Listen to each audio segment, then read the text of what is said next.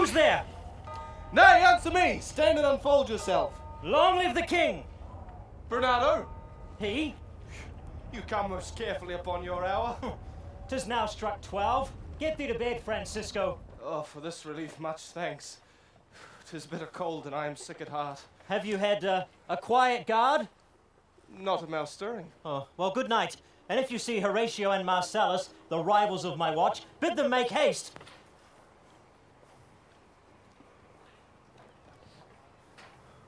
Stando, who's there? Friends to this ground. And liegemen to the dame. Give you good night. Oh, farewell, honest soldier, who hath relieved you? Bernardo hath my place. Good night. Holla, Bernardo! Say what, is Horatio there? A piece of him. Ah, welcome, Horatio. Welcome, good Marcellus.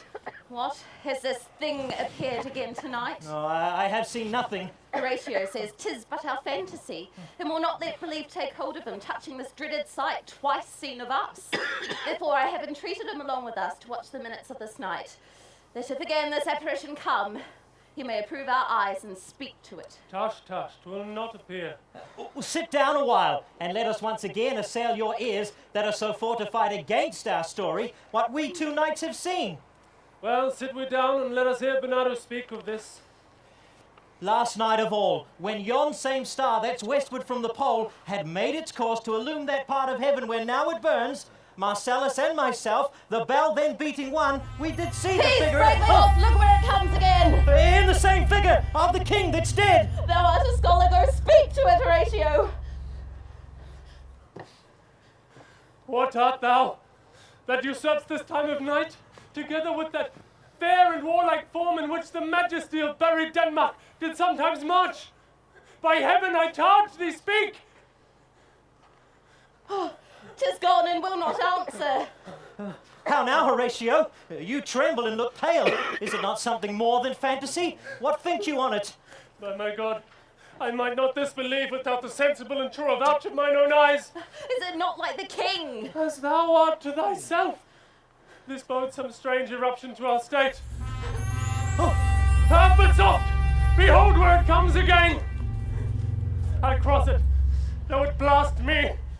Stay, illusion! If thou hast any sound or use of voice, speak to me. If there be any good thing to be done, that may to thee do ease and grace to me, speak to me. If thou hast uphoarded in thy life extorted treasures in the womb of earth, for which they say you spirits often walk in death, oh, speak of it! Stay! Stay! And speak! He is gone. I see him not. Before my eyes return! It is here! Ah! 'Tis here! Oh, 'tis gone! It was about to speak when the cock crew. And then it started, like some guilty thing upon a fearful summons. But look, the morn in russet mantle clad walks over the dew of yonder high eastward hill. Break we our watch up, and by my advice let us impart what we have seen tonight unto young Hamlet. For upon my life, this spirit, dumb to us, will speak to him. Do you consent? We shall acquaint him with it, as needful in our loves and fitting our duty. Let's do it, I pray. And I this morning know where we shall find him most conveniently.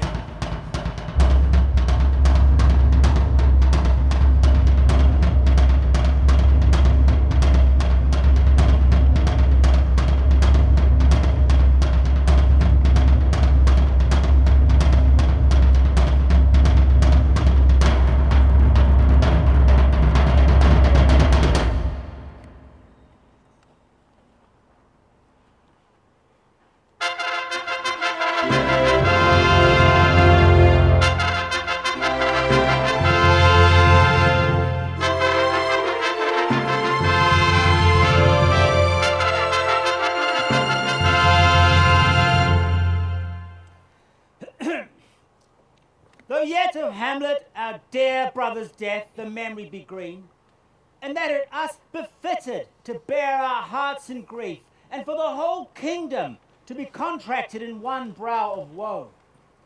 Yet, so far, have discretion fought with nature, where we with wisest sorrow think on him together with remembrance of ourselves. Therefore, our sometime sister, now our queen, the imperial jointress to this warlike state, have we, as it were with a defeated joy, with an auspicious and a dropping eye, with mirth in funeral and dirge in marriage, in equal scale, weighing delight and dole, taken to wife.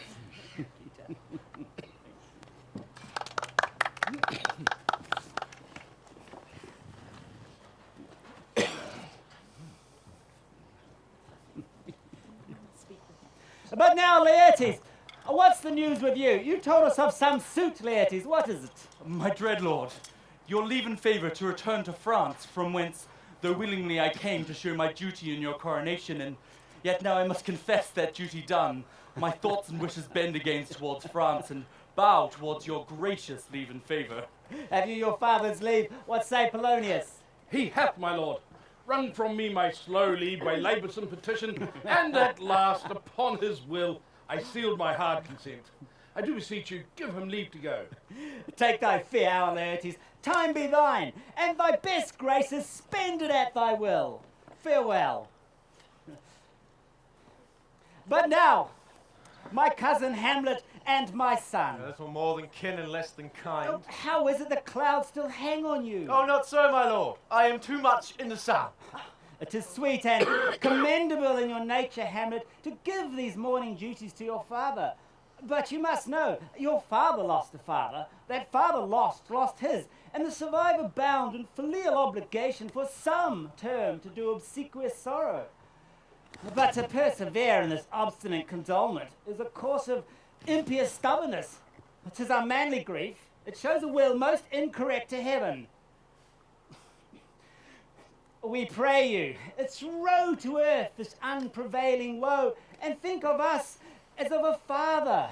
For let the world take note, you are the most immediate to our throne, and with no less nobility of love than that which dearest father bears his son, do I impart towards you. For your intent in going back to school in Wittenberg is most retrograde to our desires, and we beseech you, bend you to remain here in the cheer and comfort of our eye, our chiefest courtier, cousin and son. Oh, good Hamlet, cast thy knighted colour off, and let thine eye look like a friend on Denmark. Oh, do not forever with thy veiled lid seek thy noble father in the dust. Thou know it is common. All that lives must die, passing through nature into eternity. Aye, madam, it is common. If it be, why seems it so particular with thee? Seems, madam? Nay, it is. I know not seems. 'Tis not alone my inky cloak, good mother, nor customary suits of solemn black, together with all forms, moods, shapes of grief, that can denote me truly. These indeed seem, for they are actions that a man might play. But I have that within which passeth show. These but the trappings and the suits of woe. Oh, let not thy mother lose her prayers, Hamlet. I pray thee, stay with us. Go not to Wittenberg. Shall in all my best obey you, madam. This gentle and unforced accord of Hamlet sits smiling to my heart. Come, Gertrude, let's away.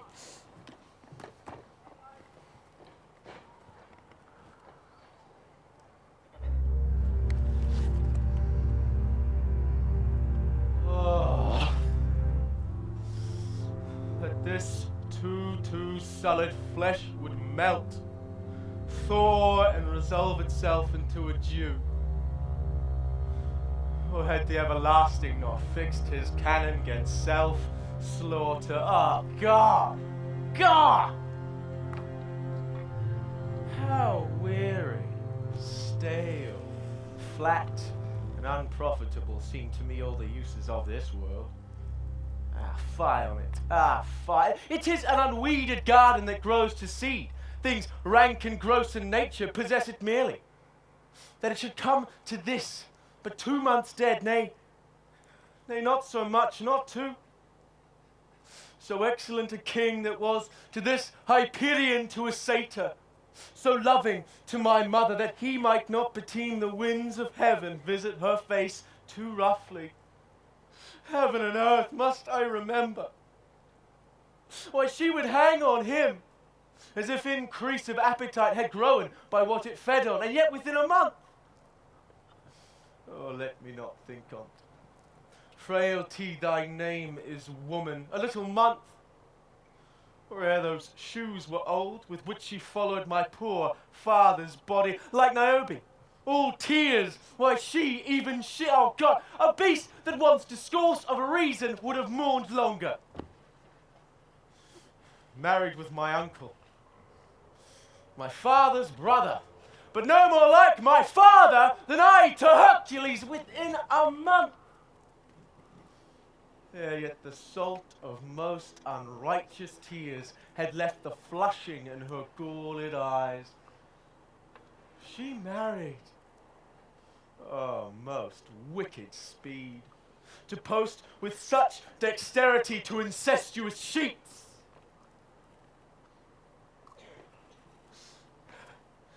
It is not, no, it cannot come to good, but break my heart. For I must hold my tongue. Hail to your lordship. My lord. How very, sirs. Horatio! Ha ha! Or do I forget myself? My lord, my lord. Ah! What in faith make you from Wittenberg? A truant disposition, good my lord. I would not hear your enemies say so. I know you are no truant. What is your affair at Elsinore? My lord, I came to see your father's funeral. I prithee do not mock me, fellow student. I think it was to see my mother's wedding. Indeed, my lord, it followed hard upon. Thrift, Horatio. The funeral baked meats did coldly furnish forth the marriage tables. Would I had met my dearest foe in heaven, or ever I had seen that day, Horatio. My father.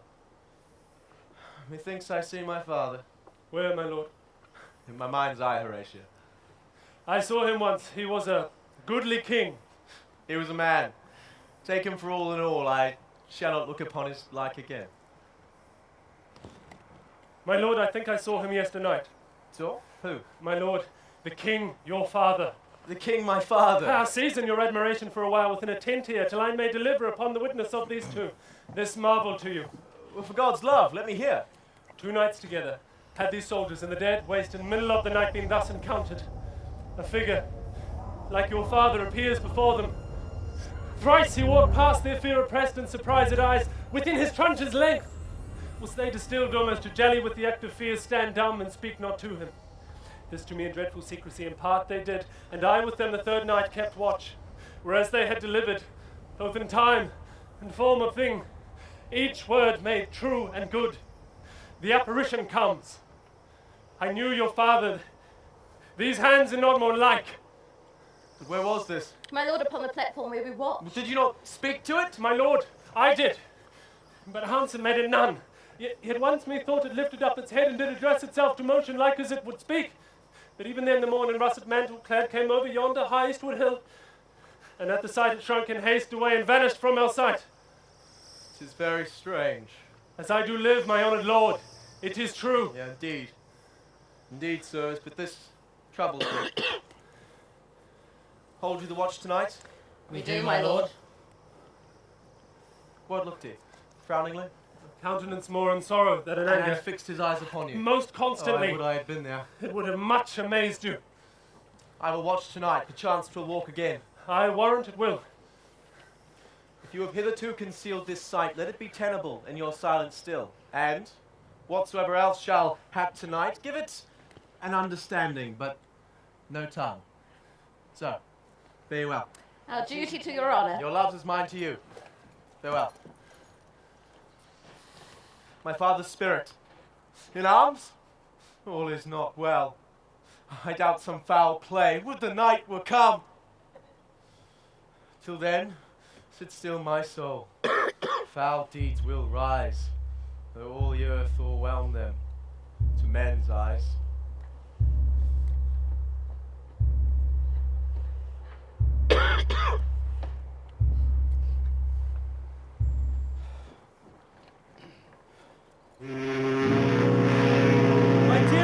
Sister!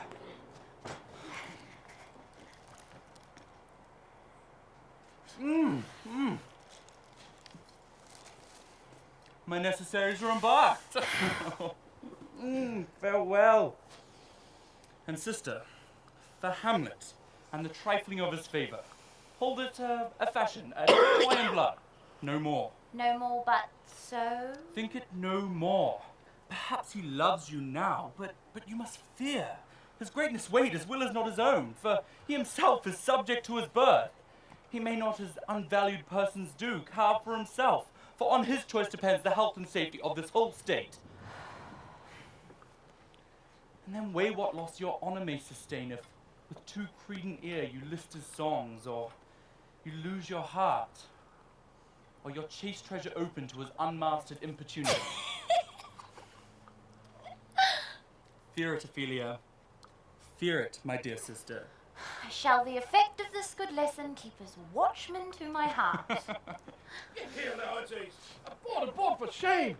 The wind sits in the shoulder of your sail and you're stayed for. My blessing with thee. And these few precepts in thy memory look thou character. Give thy thoughts no tongue, nor any unproportioned thought his act. Those friends you have, grapple them to thy soul with hoops of steel. Beware of entrance to a quarrel, but being in, be it that the opposed may beware of thee. Give every man thine ear, but few thy voice. Take each man's censure, but reserve thy judgment. Costly thy habit as thy purse can buy, but not expressed in fancy. Rich, not gaudy, for apparel oft proclaims a man. Neither a borrower nor a lender be, for loan oft loses both itself and friend. Yes. And borrowing dulls the edge of husbandry. This above all, to thine own self be true, and it must follow as night to day, that thou canst not then be false to any man. The time invites. Go, your servants tend. Oh, farewell. Oh. And remember well what I have said to you. 'Tis in my memory locked, and you yourself shall keep the key of it.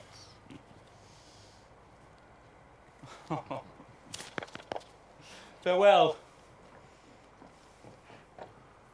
What is the Ophelia he hath said to you?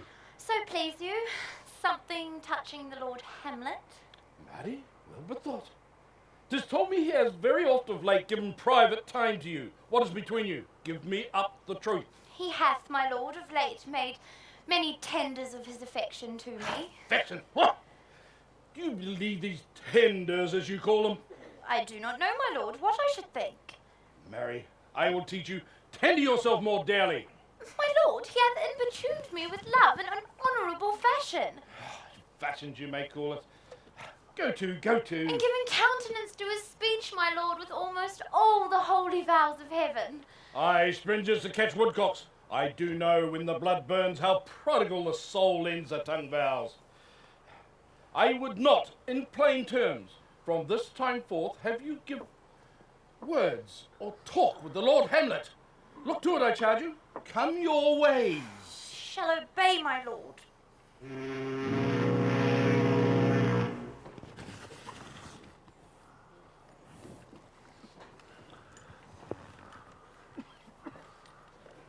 The air bites shrewdly. It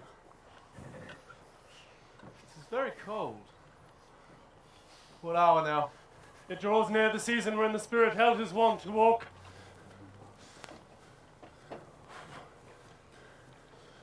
Look, my lord!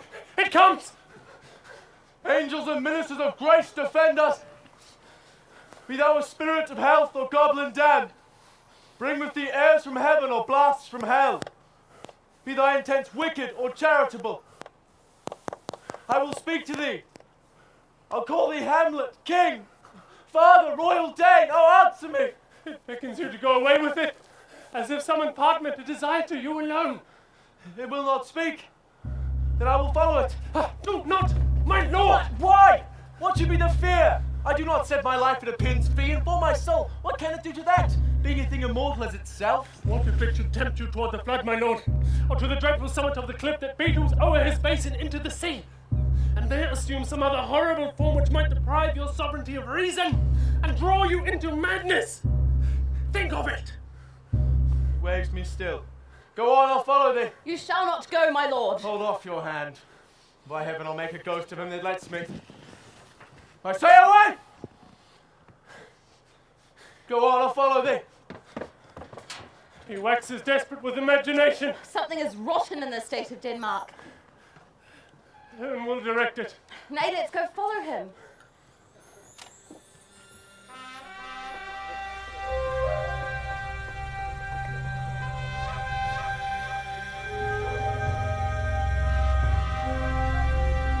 Mark me! Speak! I'm bound to hear. So art thou to revenge when thou shalt hear. What? I am thy father's spirit, doomed for a certain term to walk the night, and for the day confined to fast in fires, till the foul crimes done in my days of nature are burnt and purged away. But that I am forbid to tell the secrets of my prison house, I could a tale unfold, whose lightest word would harrow up thy soul. List, list, oh list, if thou didst ever thy dear father love, God! revenge his foul and most unnatural murder. Murder? Murder most foul as in the best it is, but this most foul, strange and unnatural. Now Hamlet here, 'tis given out that sleeping in my orchard a serpent stung me. But know thou, noble youth, the serpent that did sting thy father's life now wears his crown. Oh, my prophetic soul! My uncle! Aye, that incestuous, that adulterate beast, with witchcraft of his wit, with traitorous gifts, won to his shameful lust the will of my most seeming virtuous queen. But soft, methinks I scent the morning air. Brief let me be. Sleeping within my orchard, my custom always of the afternoon, upon my secure hour, thy uncle stole, with juice of cursed heaven in a vial, and in the porches of my ear did pour the leprous distilment. Thus was I sleeping by a brother's hand of life, of crown, of queen, at once dispatched. Cut off, even in the blossoms of my sin, no reckoning made, but sent to my account with all my imperfections on my head. Oh, horrible, horrible, most horrible. If thou hast nature in thee, bear it not. Let not the royal bed of Denmark be a couch for luxury and damned incest. But howsoever thou pursuest this act, take not thy mind, nor let thy soul against thy mother aught contrive. Leave her to heaven, and to those thorns that in her bosom lodge to prick and sting her. Fare thee well at once. The glowworm shows the matin to be near, and begins to pale her ineffectual fire. Adieu. Adieu. Adieu. Remember me. Oh, all you host of heaven! Oh, earth! What else?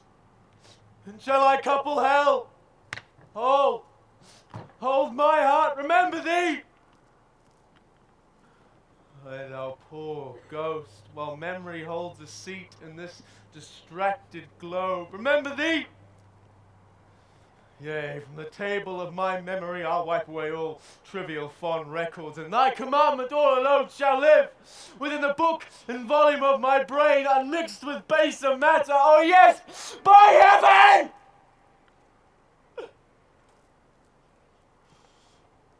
Oh, most pernicious woman.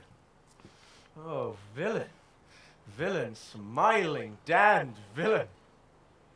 My tables. Meet it is I set it down that one may smile and be a villain. So, uncle, there you are. Now it's my word. It is adieu! Adieu! Remember me? I have sworn it. So be it. Heavens, a Go, oh boy! Come back, come! What news, my lord? Good, my lord. Tell it. No! You will reveal it! No, I, my lord. There's ne'er a villain dwelling in all Denmark, but he's an arrant knave. There needs no ghost, my lord, come from the grave to tell us this. Why, right! You are in the right. I hold it fit that we shake hands and part. These are but wild and whirling words, my lord. I am sorry. They offend you. Heartily, yes. Faith, heartily. There is no offence, my lord. Oh, yes, by St. Patrick. But there is, Horatio, and much offence too, touching this vision here. It is an honest ghost, that let me tell you. Now, good friends, bid me one poor request. Never make known what you've seen tonight. My lord, Lord, we will not. Nay, but swear it, upon my life. Swear! Never to speak of this that you have seen. Swear by my life. Swear! Well said, old mole. God's work in the earth so fast. A worthy pioneer. Once more remove, good friends. All day and night, but this is wondrous strange. And therefore, as a stranger, give it welcome. Oh, there are more things in heaven and earth, Horatio, than are dreamt of in your philosophy. But come, here as before, never so help your mercy. A stranger soe'er I bear myself, as I perchance hereafter shall think meet to put an antic disposition on.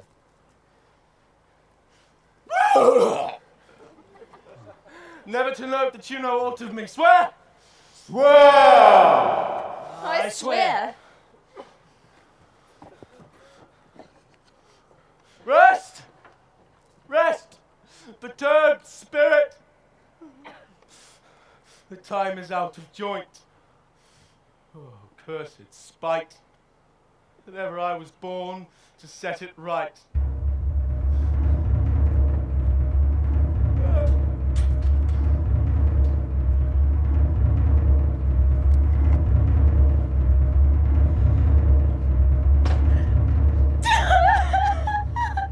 How now, Ophelia? What is the matter? Oh, my lord, I've been so affrighted.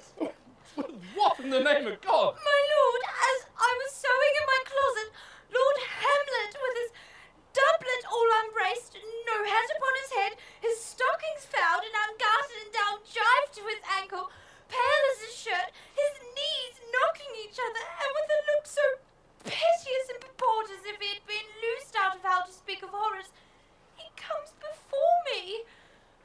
That for thy love? Oh, my lord, I do not know, but truly I do fear it. What said he? Well, he took me by the wrist and he held me hard. Then goes he to the length of all his arm, and with his other hand thus o'er his brow he falls to such perusal of my face as he would draw it. Long stayed he so. At last, a little shaking of mine arm, and thrice his head thus waving up and down, he raised a sigh so piteous and profound it did seem to shatter all his bulk and end his being.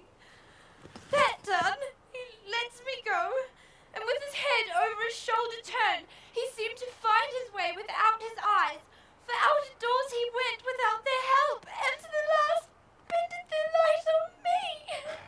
Come go with me. I will go seek the king. This is the very ecstasy of love. Hast thou given him any hard words of late? No, my good lord, but, as you did command, I did repel his letters and denied his access to me.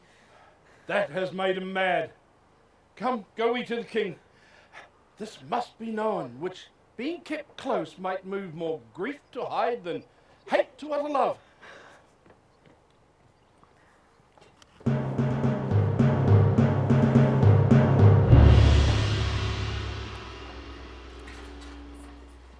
Welcome, dear Rosencrantz and Guildenstern. Moreover, that we much did long to see you. The need we have to use you did provoke our hasty sending. Something have you heard of Hamlet's transformation, so called it? I entreat you both. that being of so young days brought up with him, to draw him on to pleasures, and to gather so much as from occasion you may glean, whether aught to us unknown that afflicts them thus, that opened lies within our remedy. Good gentles both, he hath much talked of you, and sure I am, two friends there are not living to whom he more reteers. If it would please you to show us so much gentry and goodwill, as to extend your time with us a while, for the supply and profit of our hope, your visitation shall receive such thanks as fits a king's remembrance.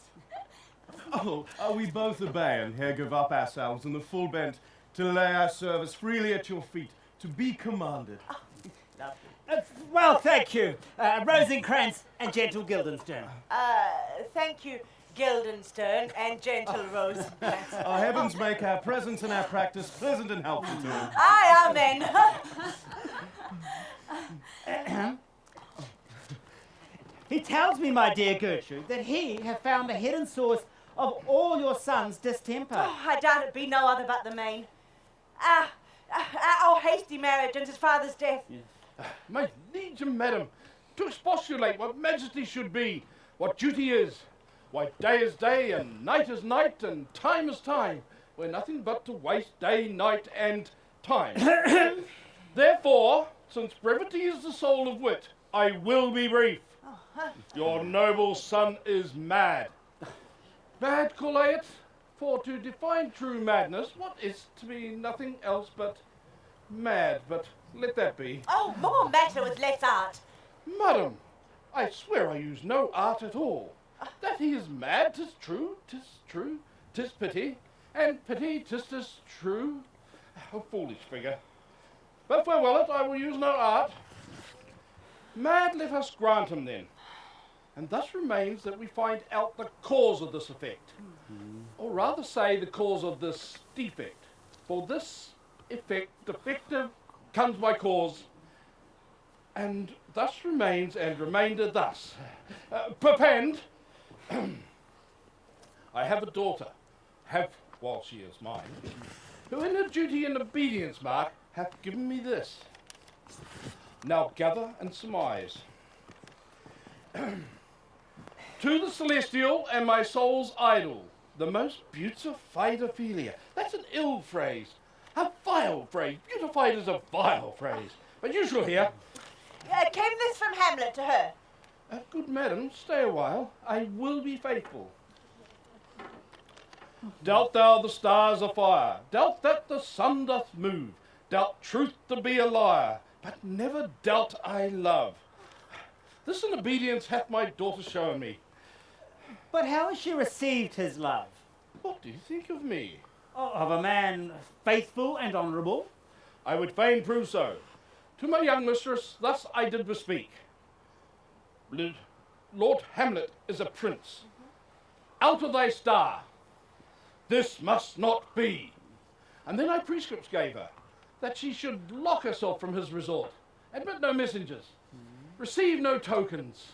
Which done, she took the fruits of my advice, and he repelled, short tale to make, fell into a sadness, thence to a fast, thence to a watch, thence into a weakness, thence to a lightness, and by this declension into the madness wherein now he raves, and all we mourn for. But how may we try it further? You know, sometimes he walks 4 hours together, here in the lobby. So he does At indeed. such a time I'll loose my daughter to him. Be you and I behind an arras then, mark the encounter. If he love her not, and be not from his reason fallen thereon, then let me be no assistant for a state, but to keep a farm in Carters. We will try it. But look where sadly the poor wretch comes reading. Away, I beseech you, both away.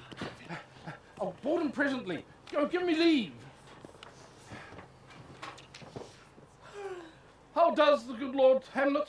Well, God a mercy. You know me, my lord? Oh, excellent well. You are a fishmonger. Not I, my lord. Oh, then I would you were so honest a man. Honest, my lord? Aye, sir. To be honest as this world goes is to be one man picked out of 10,000. That is true, my lord. For if the sun breed maggots in a dead dog, being a good kissing carrion. Have you a daughter? I have, my lord. Oh, let her not walk in the sun. Conception is a blessing, but not as your daughter may conceive, friend. Look to it. Still happy on my daughter. What do you read, my lord? Oh, words. Words. Words! What is the matter, my lord? Between who?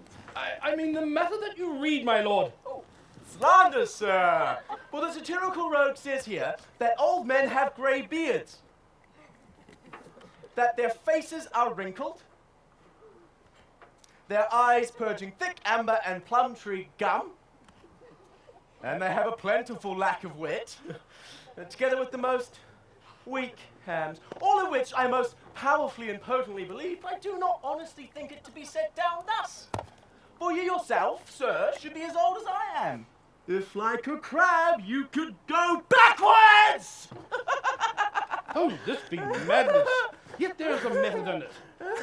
Will you walk out of the air, my lord? Into my grave? Indeed, that is out of the air.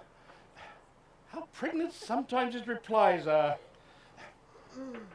My honourable lord, I will most humbly take my leave of you. You cannot, sir, take from me anything that I will more willingly part with all. Accept my life! Accept my life! Accept my life! Well, my lord. Oh, these tedious old fools. My honoured lord. My most dear lord. Ah, my excellent good friends! Oh, Guildenstern! Ah, Rosencrantz! Mwah! Good friends, how do ye both? What have you, my good friends, deserved at the hands of fortune that she sent you to a prison hither? A prison, my lord. Ah, Denmark's a prison. Oh, we think not so, my lord. Ah, why then 'tis none to you?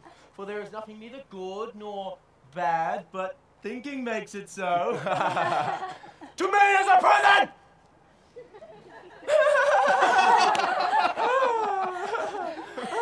What make you at Elsinore? To visit you, my lord, no other occasion. We're not sent for. Is it your own inclining? Is it a free visitation? Oh, come, deal justly with me. Come, nay, speak. What should we say, my lord? Why, anything but to the purpose. You were sent for, with which your modesties have not yet crafted enough to colour. And there's a kind of confession in your looks. I know the good king and queen have sent for you. To what end? Oh, that must you teach me. Be even and direct with me whether you are sent for or no. My lord, we were sent for. Oh, I will tell you why. So shall my anticipation prevent your discovery and your secrecy to the king and queen moult no feather. I have of late, but wherefore I know not, lost all my mirth, forgone all custom of exercise, and indeed it goes so heavily with my disposition, this goodly frame, the earth, seems to me a sterile promontory. This most excellent canopy, the air, look you, this brave or hanging firmament, this majestical roof fretted with gold and fire, why, it appeareth nothing more to me than a foul and pestilent congregation of vapours. What a piece of work is a man! How noble in reason, how infinite in faculties, in form and moving, how expressed and admirable. In action, how like an angel. In apprehension, how like a god. The beauty of the world, the paragon of animals, and yet, to me, what is this quintessence of dust? No, man delights not me. No, woman neither, though by your smiling you seem to say so. Oh, my lord, there was no such stuff in my thoughts. Why did you laugh then, when I said man delights not me? To think, my lord, if you delight not in man, what Lenten entertainment the players shall receive from you. We coated them on the way, and hither are they coming to offer you their service. Or he that plays the king shall be welcome. Welcome upstairs, welcome all! Your hands come! The impertinence of foul fashion is welcome in ceremony, you're welcome! Well be with you, gentlemen. You're welcome, masters. Welcome all. I'm glad to see thee well. Ah, my old friend. Thou face is balanced since I saw thee last. Comes thou to beard me in Denmark? Here, sir. Will you see these players well bestowed? Do you hear? Let them be well used, for they're the abstract and brief chronicle of the time. After your death, you were better had a bad epitaph than their ill report while you live. My lord, I will use them according to their deserts. Oh, God's bodkin, man, much better! Use every man after his desert, and who should escape whipping? My lord. Follow him, friends. We'll hear of late tomorrow. My good friends, you're welcome to Elsinore. Good, my lord.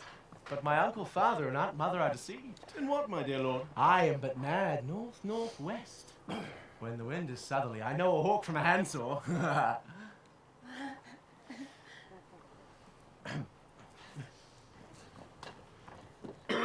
Dost thou hear me, old friend? Can you, play the murder of Gonzaga? Aye, my lord. Very well, we'll hear it tomorrow. You could, for a need, study a speech of some 12 or 16 lines, which I would set down and insert in, could you not? Aye, my lord. Very well. Follow that lord, and look you mock him not. You're welcome to Elsinore.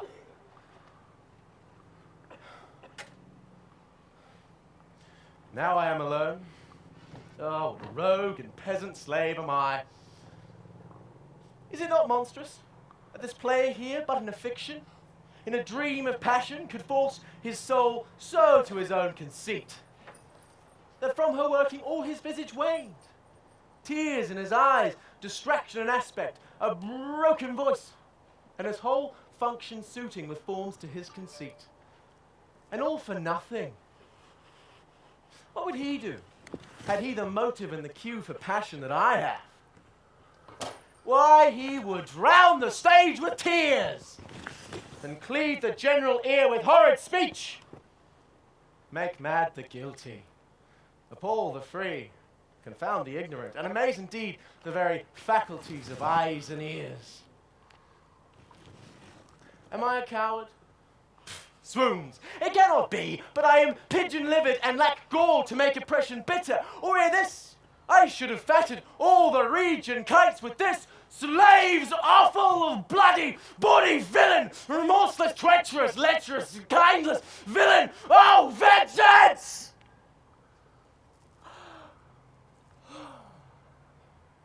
Why, what an ass am I? This is most brave. I, the son of a dear father murdered, prompted to his revenge by heaven and hell, must, like a whore, unpack my heart with words and fall a-cursing like a very drab a scullion. I'll fire upon it, bow about my brains.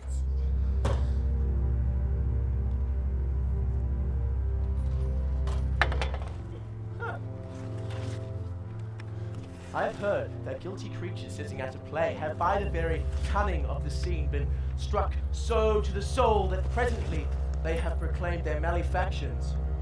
For murder, though it have no tongue, will speak with most miraculous organ.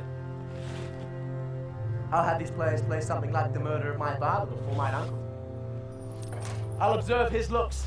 I'll tempt him to the quick if he but blench. I know my course. The spirit that I have seen may be a devil. And the devil hath power to assume a pleasing shape, yea, and perhaps out of my weakness and my melancholy, as he is very potent with such spirits, abuses me, to damn me. No, I'll have grounds more relative than this. The play's the thing, wherein I'll catch the conscience of the king.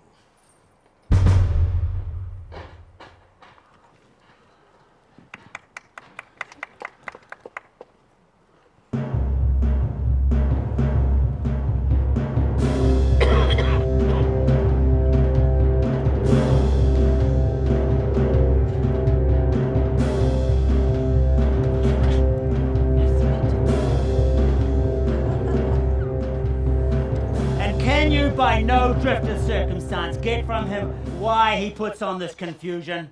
He does confess he feels himself distracted, but from what cause he will by no means speak. Did he receive you well? Most like a gentleman. Did you essay him to any pastime? Madam, it so fell out that certain players we all wrought on the way. Of these we told him, and there did seem in him a kind of joy to hear of it. They are here about the court, and as I think have already ordered this night to play before him. 'Tis most true, and he did beseech me to entreat your majesties to both hear and see the matter. With all my heart. It doth much content me to hear him so inclined. Good gentles, give him further edge and drive his purpose onto these delights. We shall, my lord. Sweet Gertrude, leave us too, for we have closely sent for Hamlet hither, that he, as it were by accident, may here affront Ophelia. Her father and myself, lawful spies, will so bestow ourselves that, seeing unseen, we shall of their encounter frankly judge, and gather by him, as he has behaved, if it be the affliction of love, or no, that thus he suffers for. I shall obey you.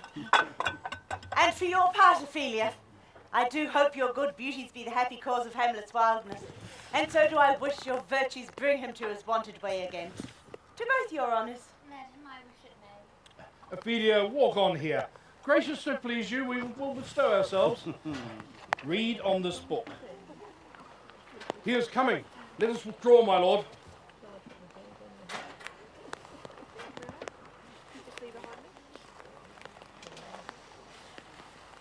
To be or not to be? That is the question. Whether 'tis nobler in the mind to suffer the slings and arrows of outrageous fortune, or to take arms against a sea of troubles and by opposing end them. To die, to sleep, no more. And by a sleep to say we end the heartache and the thousand natural shocks that flesh is heir to. 'Tis a consummation, devoutly to be wished to die. To sleep, perchance to dream, aye, there's the rub. For in that sleep of death, what dreams may come when we have shuffled off this mortal coil, oh, must give us pause. There's the respect that makes calamity of so long life. For who would bear the whips and scorns of time, the oppressor's wrong, the proud man's contumely, the pangs of the spry's love, the law's delay, the patient merit of unworthy takes, when he himself might his quietest make with a bare bodkin? Who would fardels bear to grunt and sweat under a weary life? But for the dread of something after death, the undiscovered country, from whose bourne no traveller returns, it puzzles the will, and makes us rather bear those ills we have than fly to others that we know not of. Thus conscience does make cowards of us all, and thus the native hue of resolution is sicklied o'er with a pale cast of thought. And enterprises of great pith and moment with this regard, their currents turn awry and lose the name of action. Soft you now. The fair Ophelia, nymph, in thy orisons, be all my sins remembered. Good my lord, how does your honour for this many a day? I humbly thank you. Well, well, well. My lord, I have remembrances of yours that I have longed to redeliver. I pray you, now receive them. No, not I never gave you aught. My honoured lord, you know right well you did, and with some words of so sweet breath composed as made the things more rich. Their perfume lost. Take these again. Ha! Ha! Are you honest? My lord. Are you fair? What means your lordship? That if you be honest and fair, your honesty should admit no discourse to your beauty. Could beauty, my lord, have better commerce than with honesty?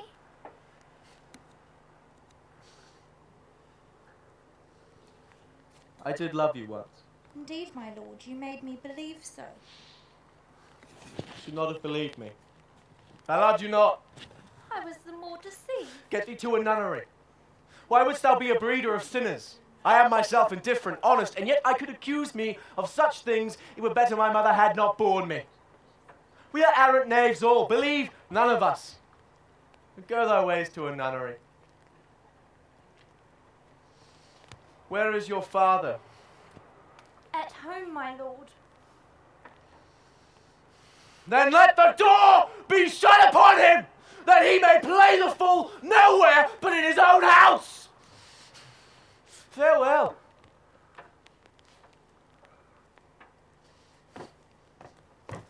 Thou dost marry, I'll give thee this plague for thy dowry.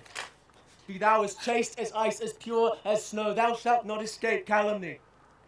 Get thee to a nunnery. Or if thou wilt needs marry, marry a fool! For wise men know well enough what monsters you make them. Oh, I have heard of your paintings too, well enough. God hath given you one face and you make yourselves another. You jig, you amble and you lisp. You nickname God's creatures and make your wantonness your ignorant. Oh, go to. Oh, no more on it. It hath made me mad. I say, we shall have no more marriages. Those that are married already, all but one, shall live. The rest shall keep as they are. To a nunnery. Go. Oh, heavenly powers, restore him! Love! His affections do not that way tend, nor what he spake, though lacked form a little, was not like madness. There's something in his soul which melancholy sits on brood. He shall with speed to England. It shall do well. But yet do I believe the origin and commencement of his grief sprung from neglected love. Oh, now, Ophelia, you need not tell us what the Lord Hamlet said. We heard it all. My lord, do as you please. But if you hold it fit, after the play, let his good queen mother, all alone, entreat him to show his grief. And I'll be placed, so please you, in the ear of all their conference. It shall be so. Love in madness shall not go.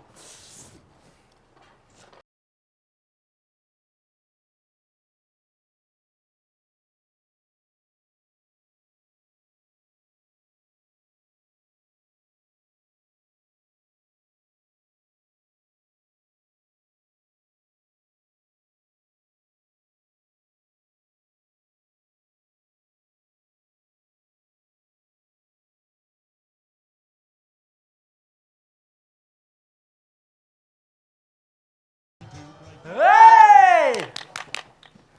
How now, my lord? Will the king hear this piece of work? And the queen too, and that presently. Bid the players make haste. We will, my lord. What ho, Horatio? Here, sweet lord, at your service. Oh, there's a play tonight before the king. One scene of it comes near the circumstance, which I told thee, of my father's death. Observe my uncle. If his occulted guilt do not itself unkennel in one speech, it is a damned ghost that we have seen. Must be our little place.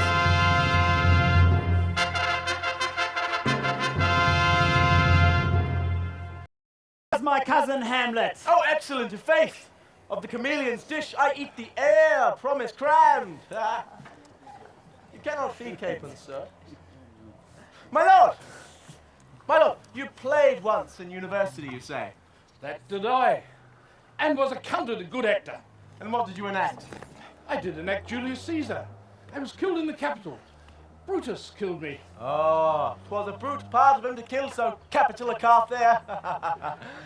Be the players ready? Aye, my lord, they stay upon your pace. Come hither, my dear Hamlet. Sit by me. No, good mother. Here's metal more attractive. Lady, should I lie on your lap? No, my lord. I mean, my head upon your lap. Aye, my lord. What, do you think I meant country matters? I think nothing, my lord. That's a fair thought, to lie between maids' legs.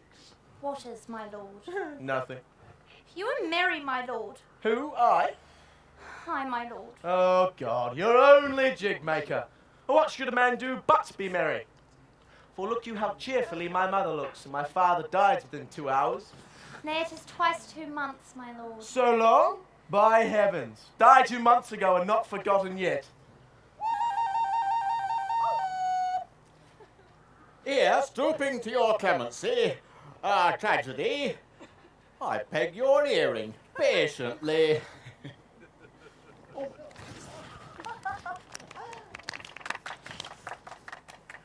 Is this the prologue or the posy of a ring? 'Tis brief, my lord. As woman's love.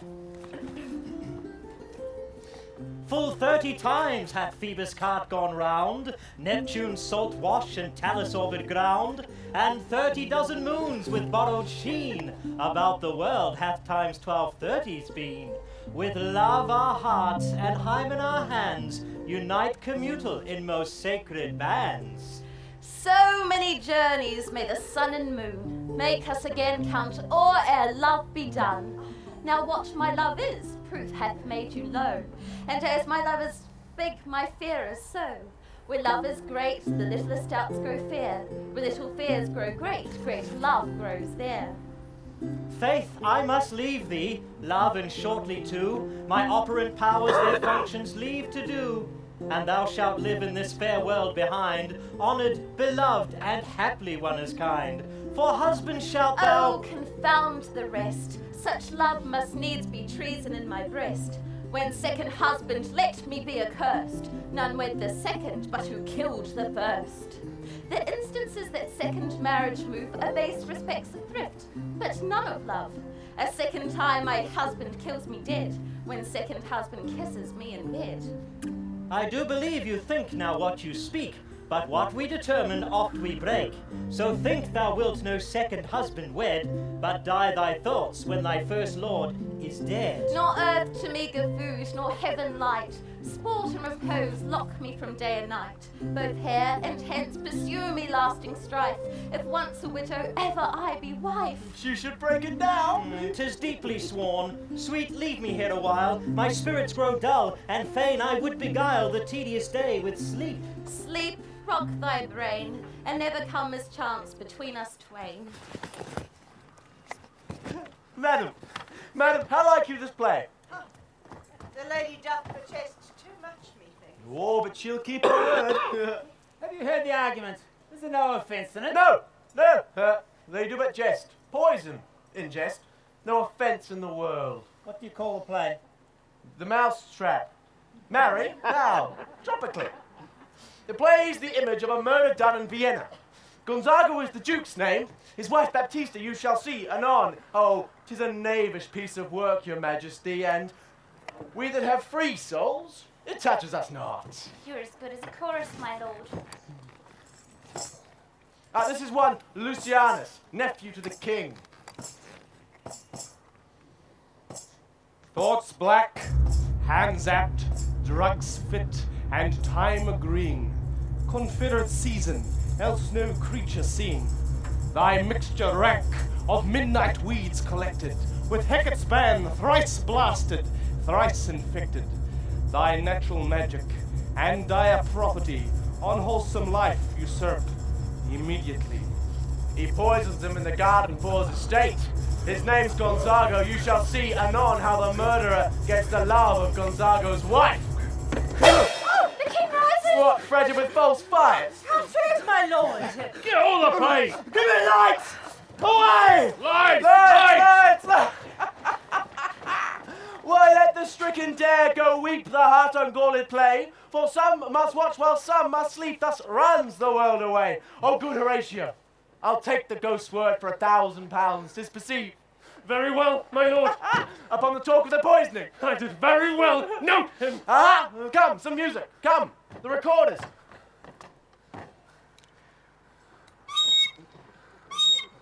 Good my lord, vouchsafe me a word with you. Sir, a whole history. The king, sir, is in his retirement, marvellous distempered. With drink, sir? No, my good lord, rather with choler. The queen, your mother, in most great affliction of spirit, hath sent me to you. Then thus she says your behaviour hath struck her into amazement and admiration. Oh, wonderful son that can so astonish a mother. She desires to speak with you in her closet ere you go to bed. We would obey, would she 10 times our mother. Good my lord, what is your cause of distemper? You do surely bar the liberty upon your own soul if you deny your griefs to your friend. Will you play upon this pipe? My lord, I cannot. Oh, I pray you. Believe me, I cannot. I do beseech you. I know no touch of it, my Oh, lord. look you, it is as easy as lying. These are the stops. But this I cannot command to any utterance of harmony. I have not the skill. Why, look you now, how unworthy a thing you make of me! You would play upon me. You would seem to know my stops. You would pluck out the heart of my mystery. You would sound me from my lowest note to the top of my compass, and there is much music, excellent voice in this little organ. Yet cannot you make it speak? Splud! Do you think I'm easier to play than a pipe?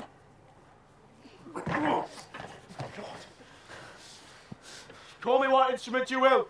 Though you can fret me, you cannot play upon me. Now, will I to my mother by and by? We will say so. Your by and by is easily said. They fool me to the top of my bed. Leave me, friends!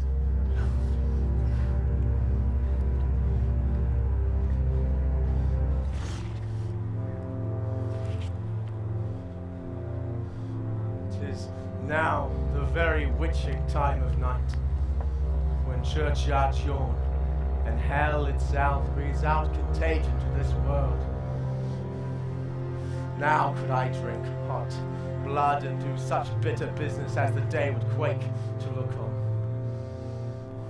So, to my mother, let me be cruel but not unnatural. I will speak daggers to her, but use none. My tongue and soul in this be hypocrites. How in my words somever she be shent, to give them seals, never my soul consent.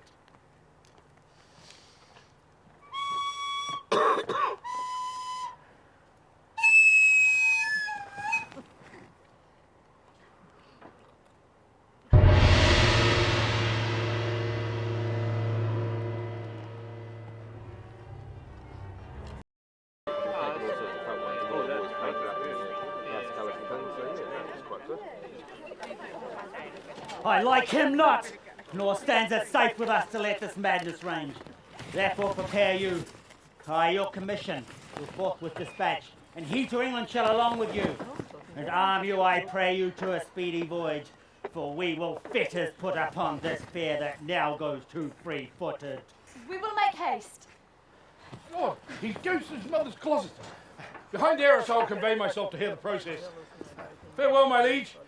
I'll call upon you ere you go to bed to tell you what I know. Thanks, dear my lord.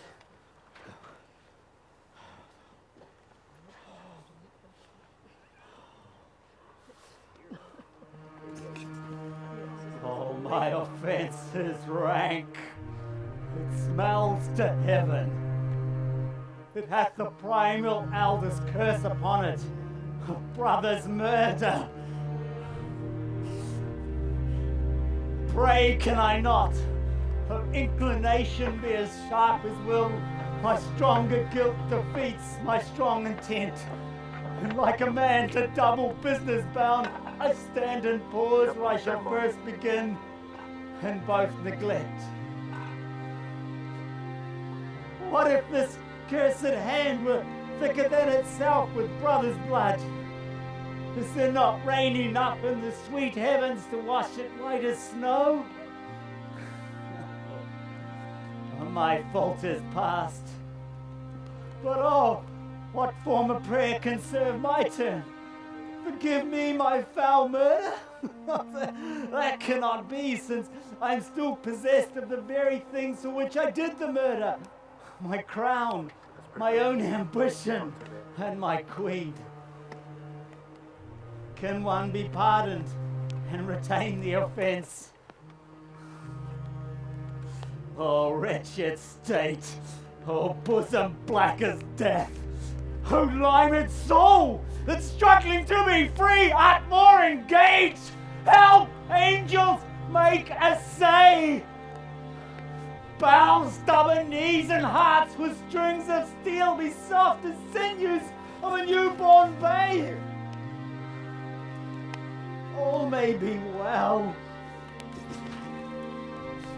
Now might I do it, Pat? Now he is praying. And now I'll do it! And so he goes to heaven. And so am I revenged. That would be scanned. A villain kills my father, and for that I, his sole son, do his same villain send to heaven when he is fit in season for his passage. Well, this is hire and salary, not revenge. No. Up, sword, and no thou a more horrid hint. When he is drunk, asleep, or in his rage, or in the incestuous pleasure of his bed, then trip him! That his heels may kick at heaven, and his soul may be as damned and black as hell whereto it goes. My mother stays. This physic but prolongs thy sickly days.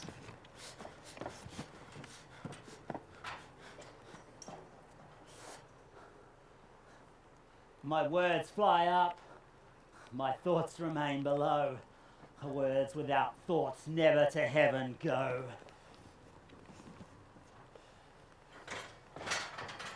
Look you, lay home to him. Tell him that his pranks have been too broad to bear with, and that your grace has screened and stood between much heat and him. I'll silence me even here. Pray you be round. Mother! I hear him coming. Mother! Mother! Now, mother, what's the matter? Hamlet, thou hast our father much offended. Mother, you have my father much offended. Oh, come, you answer with an idle tongue. Oh, go, you question with a wicked tongue. Why? How now, Hamlet? What's the matter now? Have you forgot me? No, by the rood, not so. You are the queen, your husband's brother's wife. And, would it were not so, you are my mother. Oh. Nay, then I'll set those to you that can speak. Come and sit you down. You shall not budge. You go not till I set you up a glass where you may see the inmost part of you.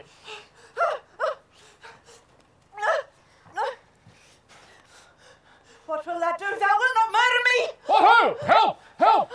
How now? A rat! Dead for a ducat.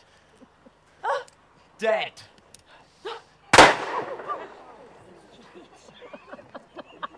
What hast thou done? Nay, I know not. Is it the king? What a rash and bloody deed is this? A bloody deed almost as bad, good mother, as kill a king and marry with his brother. As kill a king? Aye, lady, that was my word. Oh, thou wretched, rash, intruding fool, farewell. I took thee for thy better. Take thy fortune. Thou findest to be too busy is some danger. Oh, leave wringing of your hands, peace. Sit you down, and let me wring your heart, for so I shall if it be made of penetrable stuff. What have I done that thou darest wag thy tongue in so rude a noise against me? Such an act that blurs the grace and blush of modesty. Calls virtue hypocrite, makes marriage vows as false as dice's oaths. Look here upon this picture, on this the counterfeit presentment of two brothers. See what a grace was seated on this brow, a combination and a form indeed where every god did seem to set his seal to give the world assurance of a man. This was your husband. Look you now what follows. Here is your husband, like a mildewed ear blasting his wholesome brother. Have you eyes? You cannot call it love, for at your age the heyday in the blood is tame, it's humble, and waits upon the judgment. And what judgment would step from this to this? Oh, shame, where is thy blood? Oh, Hamlet, speak no more! Thou turnest mine eyes into my very soul.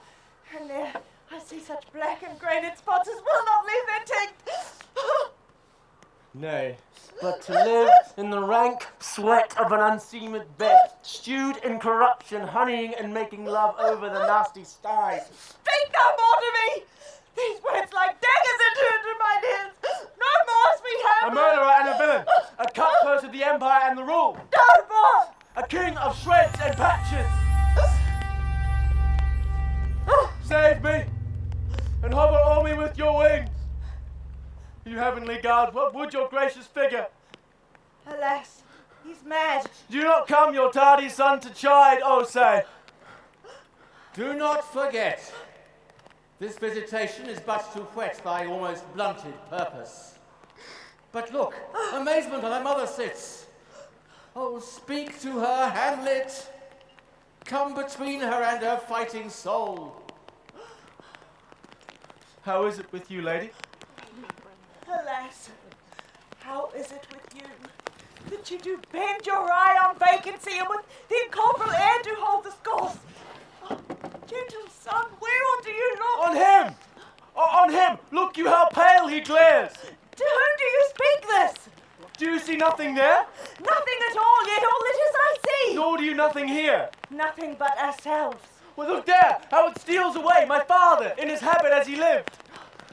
Hamlet, this is the very coinage of your brain. Mother, for love of grace, lay not that flattering unction to your soul. That not my madness but your trespass speaks. Confess yourself to heaven. Repent what is past, avoid what is to come, and do not spread the compost on the weeds to make them rancour.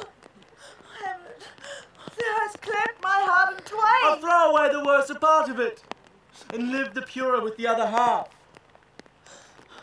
Oh, good night. And when you are desirous to be blessed, I'll blessing beg of you. For the same Lord I do repent, that heaven hath pleased it so to punish me with this and this with me, that I must be their scourge and minister. I will bestow him, and will answer well the death I gave him. So again, good night. I must be cruel, only to be kind. Thus bad begins, and worse remains behind. One word more, good lady. What should I do? Let the bloat king tempt you again to bed, pinch wanton on your cheek, call you his mouse, and let him for a pair of reachy kisses, or paddling on your neck with his damned fingers, make you to ravel all this matter out. That I essentially am not in madness, but mad in craft. 'Twere good you let him know. Be thou assured, if words are made of life and breath, I have no life to breathe what thou hast said to me. I must to England, you know that. Oh, lack I had forgot. 'Tis so concluded. There's letters sealed. My two schoolfellows, whom I will trust as I will Addis band. They bear the mandate. They must sweep my way and marshal me to knavery. But I will delve 1 yard below their minds and blow them at the moon. Mother, good night. Indeed, this counsellor is now most still, most secret, and most grave, who was in life a foolish, prating knave. Come, sir, to draw towards an end with you. Good night, mother!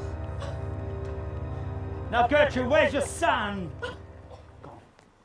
Oh my good Lord, what I have seen tonight! What? How is Hamlet? Mad, as the sea and the wind, when both contend which is the mightier.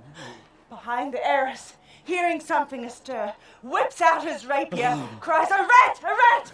and in his brainish apprehension, kills the unseen good old man. Oh, heavy deed. It had been so with us, had we been there. His liberty is full of threats to all. To you yourself, to us, to everyone. Alas, how shall this bloody deed be answered? Where is he gone?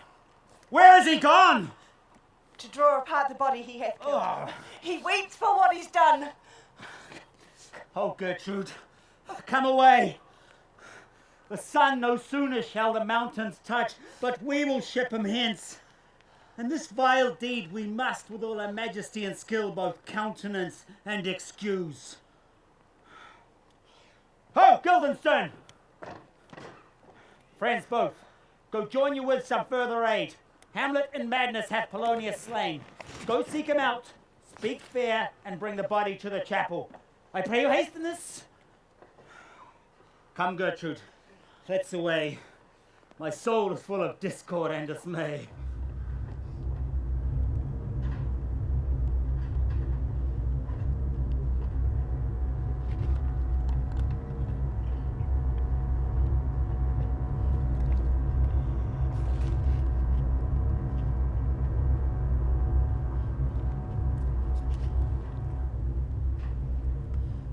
safely stowed.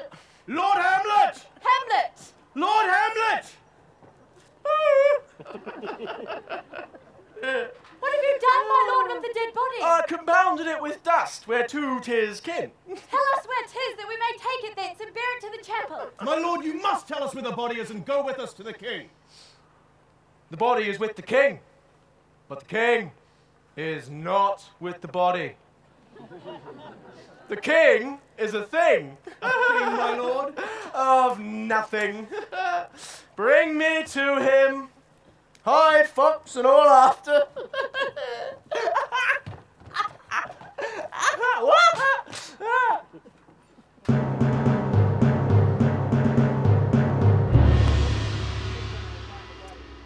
Yet must not we put the strong arm on him? He's loved of the distracted multitude. How now, where is Hamlet?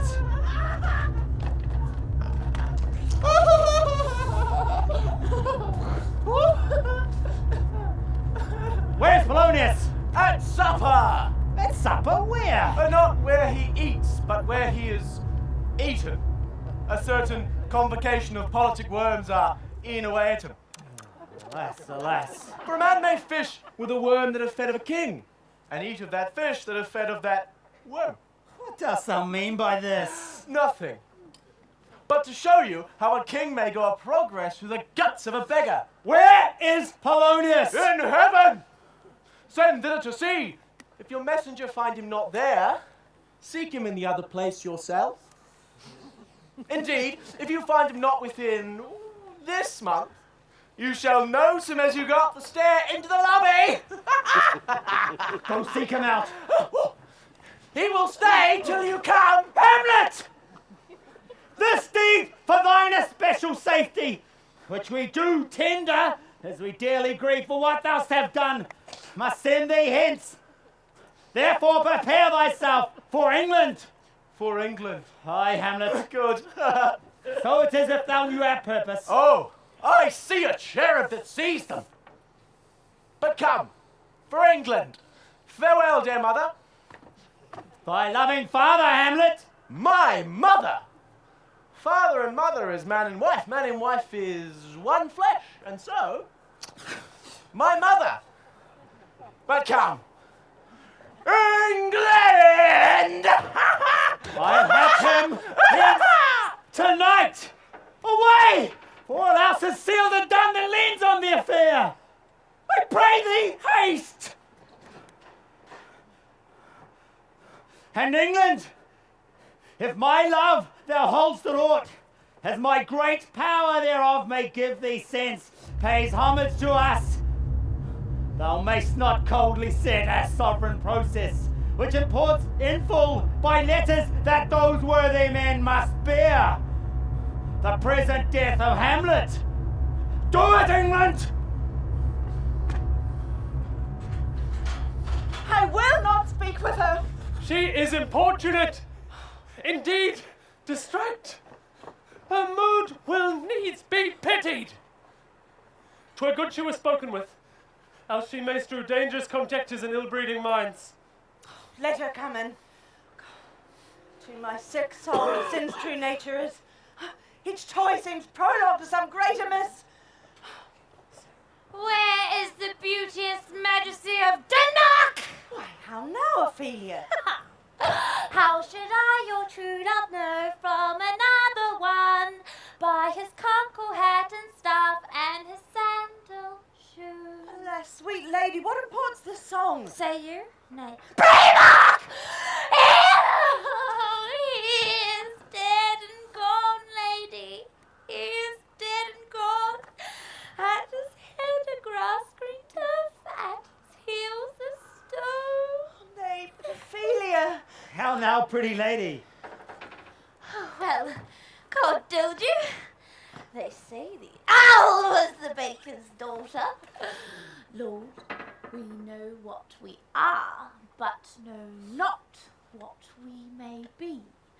God be at your table. Conceit upon her fire. Oh, pray, let's have no words of this. But when they ask you what it means, say this. To-morrow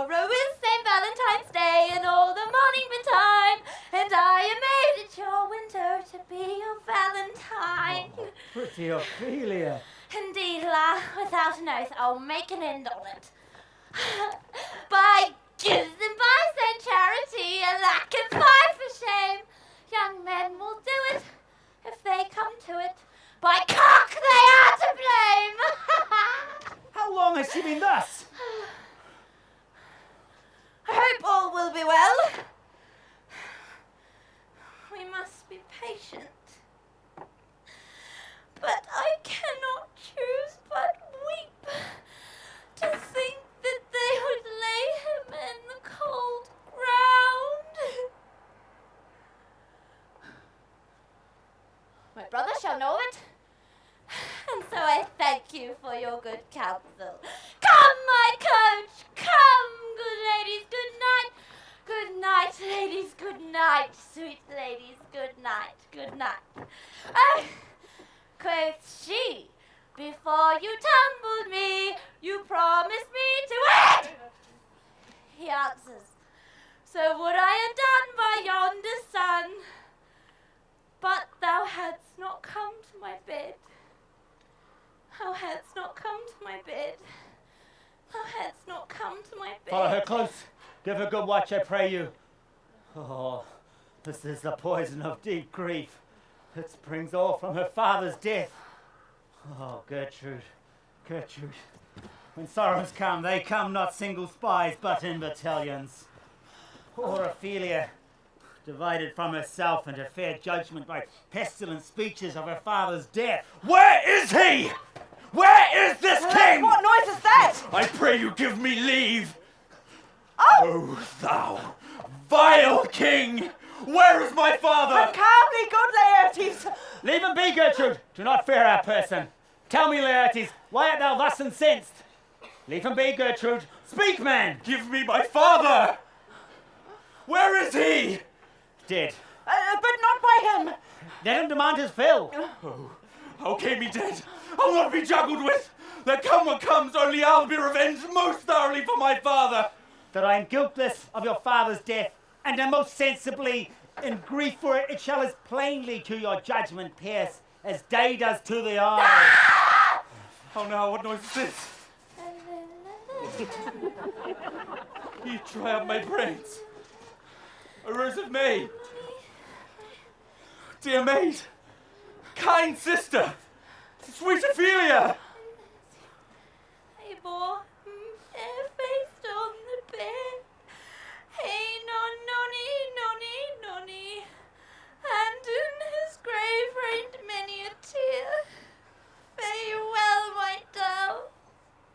Is it possible that a young maid's wit should be as mortal as an old man's life? His rosemary, that's for remembrance. Pray you, love, remember. There's pansies, that's for thoughts. There's fennel and columbines. Here's some rue, and here's some for me. We may call it Herb of Grace Sunday. Oh, you must wear your rue with a difference. Here's a daisy.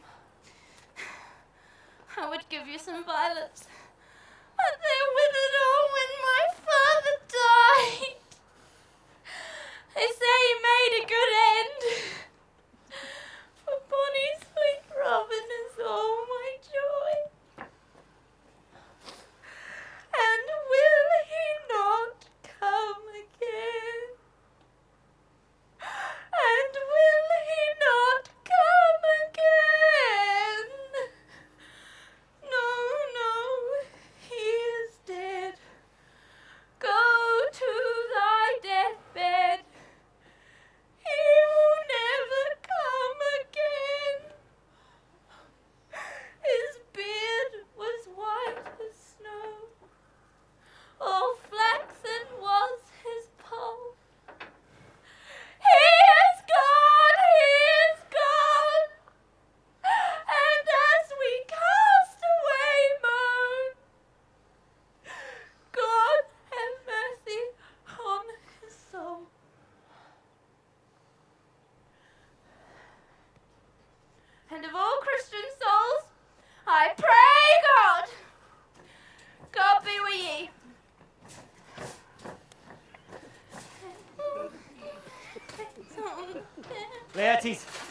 I must commune with your grief, or you deny me right.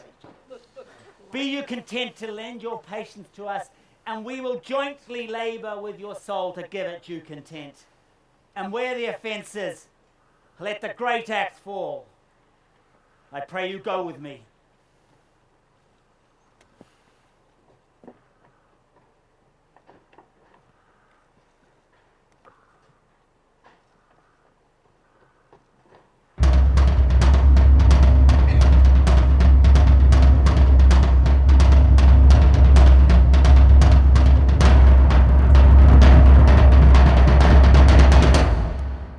Horatio, ere we were 2 days old at sea, a pirate gave us chase, and in the grapple I boarded them. On the instant they got clear of our ship, so I alone became their prisoner. They have dealt with me like thieves of mercy, but they knew what they did. I am to do a good turn for them. Let the king have the letters I have sent, and repair thou to me with as much speed as thou wouldst fly death. Rosencrantz and Guildenstern hold their course for England. Of them I have much to tell thee. Farewell, Hamlet. But tell me why you proceeded not against these feats so crimeful and so capital in nature. For two special reasons. The Queen, his mother, lives almost by his looks. And for myself, my virtue or my plague, be it either which, she's so conjunctive to my heart and soul that I could not but by her. The second motive is the great love the general gender bear him. And so I have a noble father lost, and a sister driven into desperate terms. Oh, that my revenge will come. How now? What news? A letter, my lord, from Hamlet. Laertes, you shall hear this. Leave us. High and mighty, you shall know that I sat naked on your kingdom. Tomorrow shall I beg leave to see your kingly eyes. Oh, but let him come. It warms the very sickness in my heart that I shall live. To tell him to his teeth, thou diest thou. If it be so, how should it be so? How otherwise? Will you be ruled by me? Aye, my lord. So you will not o'errule me to a peace. To thine own peace. If Hamlet be returned, I will work him to an exploit now ripe in my device, under the which he shall not choose but fall. And for his death no wind of blame shall breathe, but even his mother shall discharge the practice and call it accident. Oh, my lord, I will be ruled. The rather if you could devise it so that I might be the organ. It falls right. Laertes, you have been talked of since your travel much for a quality in which they say you shine. Your rapier most especially, for which none can match. Aye, what of that, my lord? Laertes, was your father a dear to you? Or are you like the painting of a sorrow, a face without a heart? Why ask you this? Oh, not that I think you did not love him, but what would you undertake to show yourself your father's son in deed, more than in words? Oh, to cut his throat in the church! Revenge should have no bounds. Stay close within your chamber. Hamlet return shall know you are come home. We'll put on those shall praise your excellence, bring you in fine together, and wager on your heads. He, being remiss, most generous and free of all contriving, will not peruse the foils, so that with ease, all the little shuffling, you may choose a sword unbaited, and in a passive practice, requite him for your father. I will do it. And for that purpose, I'll anoint my sword. I bought an unction of a mountebank so mortal that but dip a knife in it, nothing can be saved from death that is but scratched withal. I'll touch my point with this contagion so that if I but gall him slightly, it may be death. Let us further think on this. Stay, let me see. We shall make a solemn wager on your cunnings. I have it.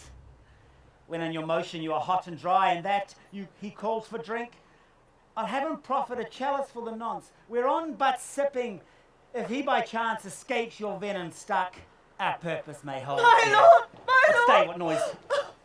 Oh, one woe doth tread upon another's heel, so fast they follow. Your sister's drowned, Laertes. Drowned? Oh, where? There is a willow grows aslant a brook, which shows his hoar leaves in the glassy stream. There with fantastic garlands did she make, of crowflowers, nettles, daisies, and long purples, that liberal shepherds give a grosser name, but our cold maids do dead men's fingers call them. There, on the pendant bough, her crownet weeds clambering to hang, an envious sliver broke, when down her weedy trophies and herself fell in the weeping brook. Her clothes spread wide, and mermaid like a while they bore her up, which time she chanted snatches of old tunes, as one incapable of her own distress, or like a creature native and endued unto that element. But long it could not be, till lit her garments, heavy with their drink, pulled the poor wretch from her melodious lay to muddy death. Alas, then she is drowned. She's drowned.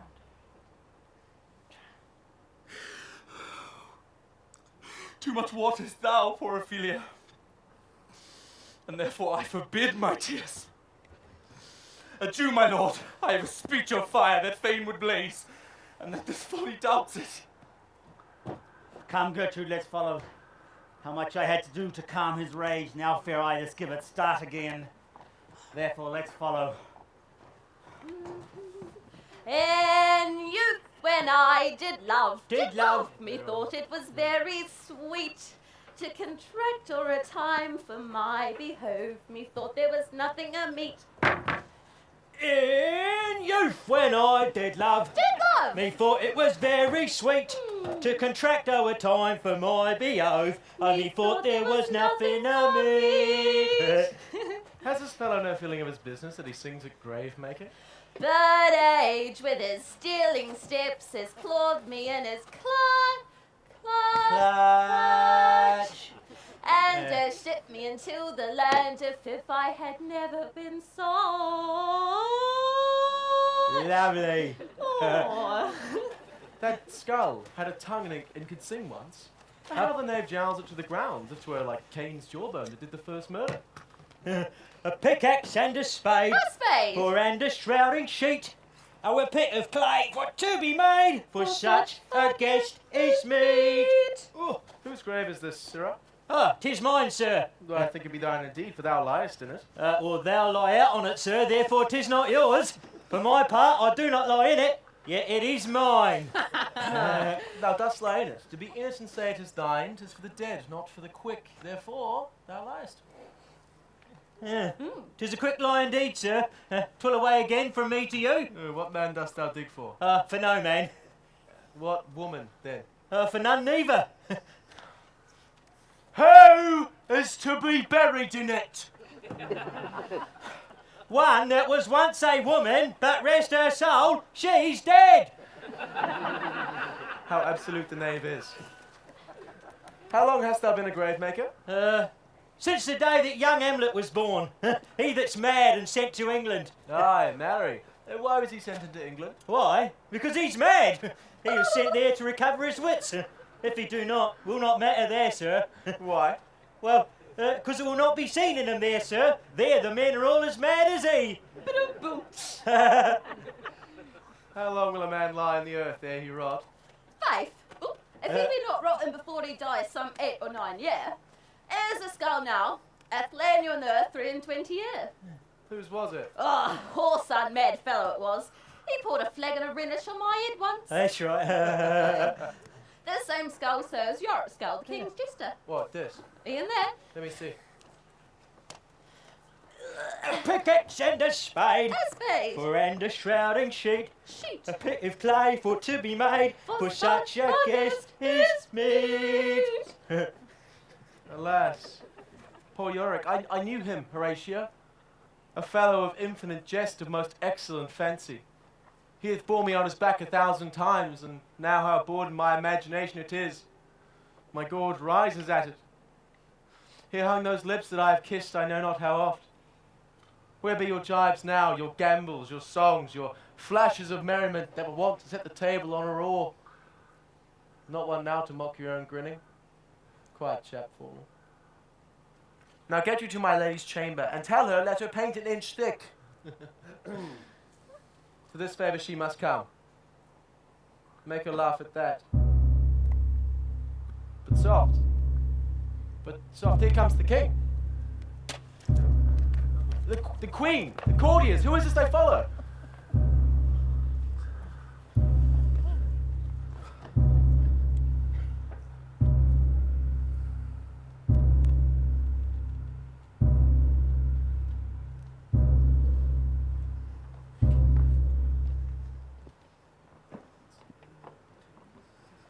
What ceremony else?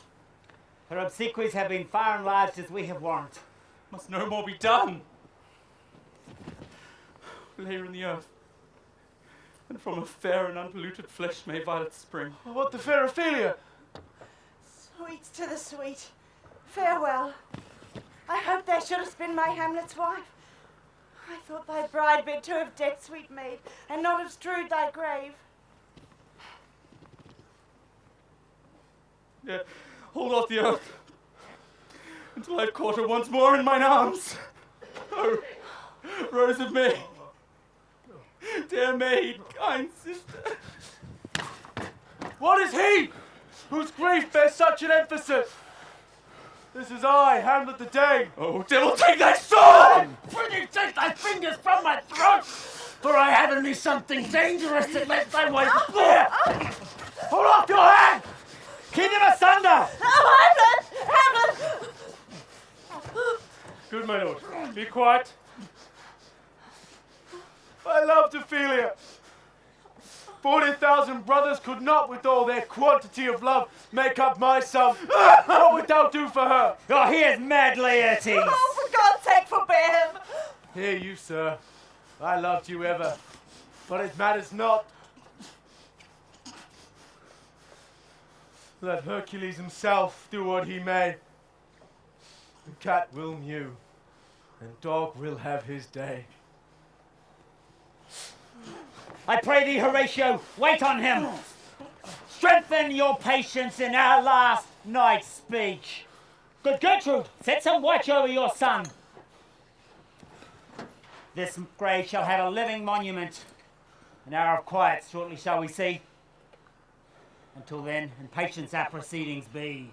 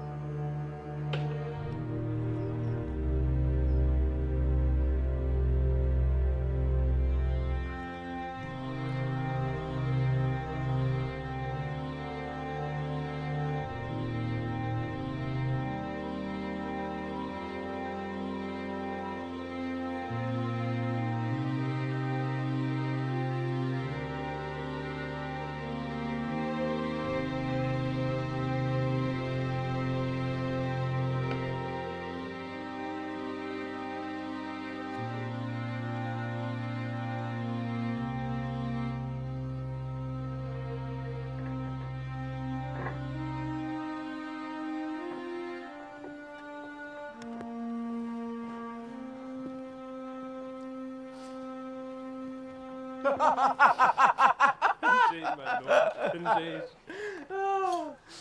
Here's the commission. Read it more at leisure. My head should be struck off. Is it possible?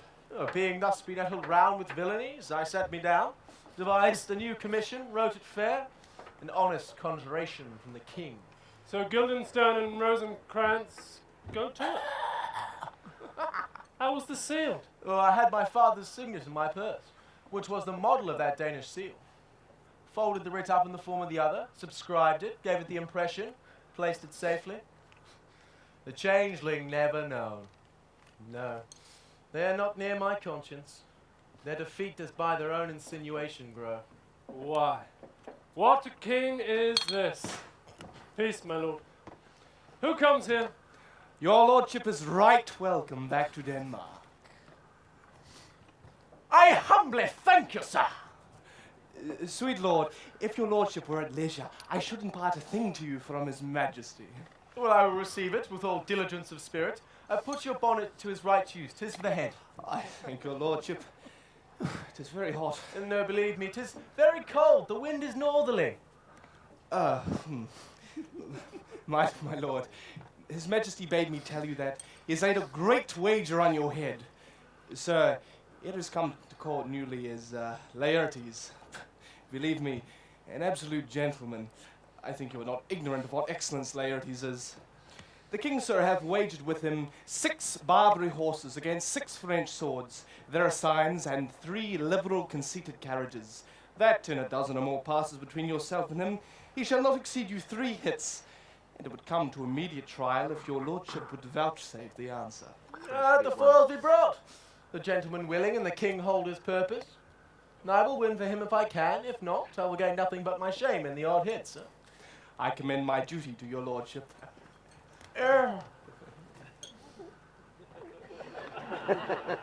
You will lose this wager, my I lord. do not think so. Since he went to France, I have been in continual practice. I shall win at the odds. But thou wouldst not think how ill all's here about my heart. If your mind dislike anything, obey it. I will forestall their appear hither. I will say you are not fit. Oh, not a whit. We defy augury. There's a special providence in the fall of a sparrow. If it be now, 'tis not to come. If it be not to come, will be now. If it be not now, yet it will come. The readiness is all.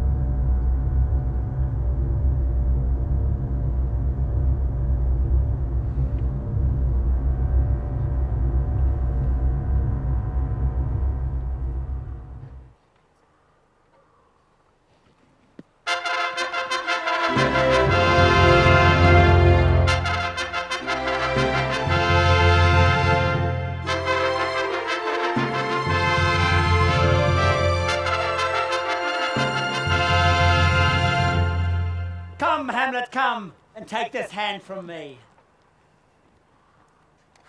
Give me your pardon, sir. I have done you wrong. But pardoned, as you are a gentleman, sir, in this audience, free me so most generously in your thoughts, that I have shot my arrow all the house and hurt my brother. I am satisfied in nature, but in terms of my honour, I stand aloof and will no reconcilement. And yet I do receive your offered love like love and will not wrong it. I embrace it freely, and will this brother's wager frankly play. Give us the foils, come on. Come, one for me. Cousin Hamlet, you know the wager? Very well, your lord. Your grace has laid the odds to the weakest side. I do not fear it. I have seen you both, but since he has betted, we have therefore odds. This one is too heavy. Let me see another. This likes me well. These foils have all a length? Aye, my lord. Set me the stoops of wine upon that table. If Hamlet give the first or second hit, the king shall drink to Hamlet's better breath, and in the cup a union shall he throw, far richer than that which 4 successive kings in Denmark's crown have worn. Give me the cup, and let the kettle to the trumpet speak, the trumpets to the cannoneer without, the cannons to the heaven to earth. And now the king drinks to Hamlet. Come, begin, and you judge. Bear a weary eye. Come on, sir. Come, my lord.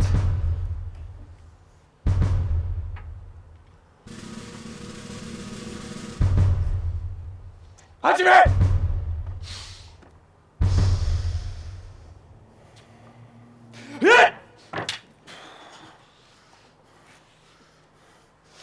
What? No! Judgment! A hit, a very palpable hit. Well, again! Stay! Give me drink.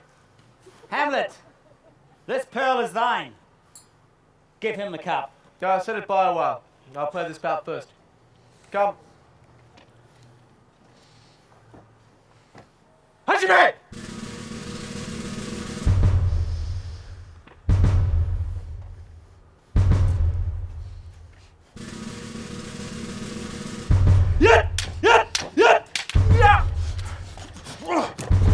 Another hit, what say you? Touch it, I do confess it.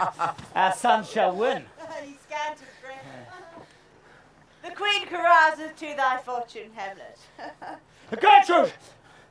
Do not drink. I will, my lord. I pray you pardon me.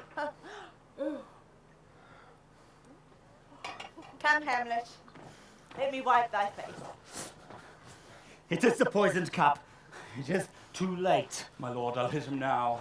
I do not think it. To think it is almost against my conscience. Come for the third, Laertes, you butt dally. Same, sir. Come on!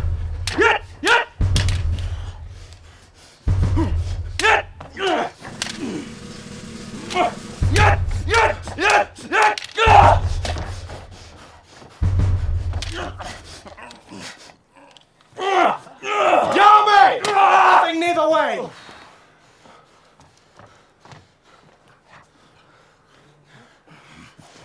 Haven't you now? Oh! I am incensed!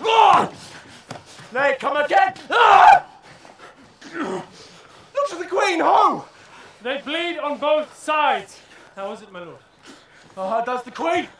She swoons to see them bleed. No! The drink! Oh, my dear Hamlet. Oh, villainy, ho! Let the door be locked! Treachery, seek it out! It is here, Hamlet. Hamlet, thou art slain. No medicine in the world can do thee good. I am justly slain by mine own treachery. Thy mother's poisoned. I can no more. The king's to blame. The point and venom too. And venom to thy word. Oh, yes!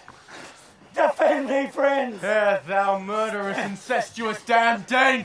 Drink of this potion! Is thy union here? Follow my mother!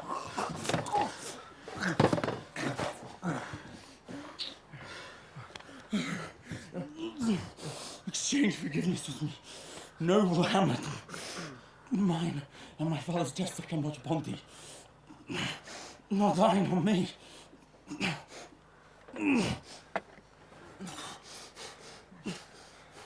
Heaven make thee free of it.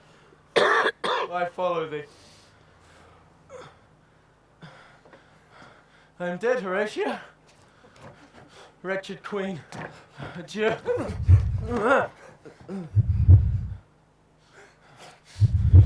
You that look pale and tremble at this chance are but mutes in audience to this act. Had I but time, as this foul sergeant death is strict in his arrest. Oh, I could tell you. But let it be. Horatio, I am dead.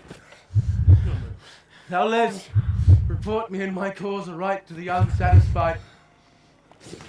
Oh, good Horatio, what a wounded name, seen standing thus unknown, shall live behind me. If thou dost ever hold me in thy heart, absent thee from felicity a while, in this harsh world, to draw thy breath in pain, to tell my story. I die, Horatio. potent potion quite o'ercrows my spirit. The rest is silence.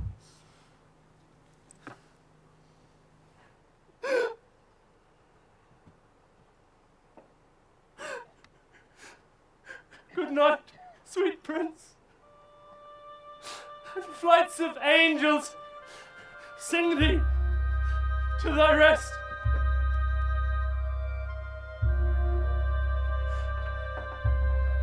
For his passage, the soldier's music and the rites of war speak loudly for him.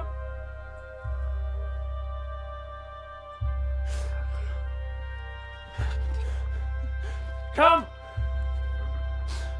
take up the bodies. Such a sight as this becomes the field, but here shows much amiss.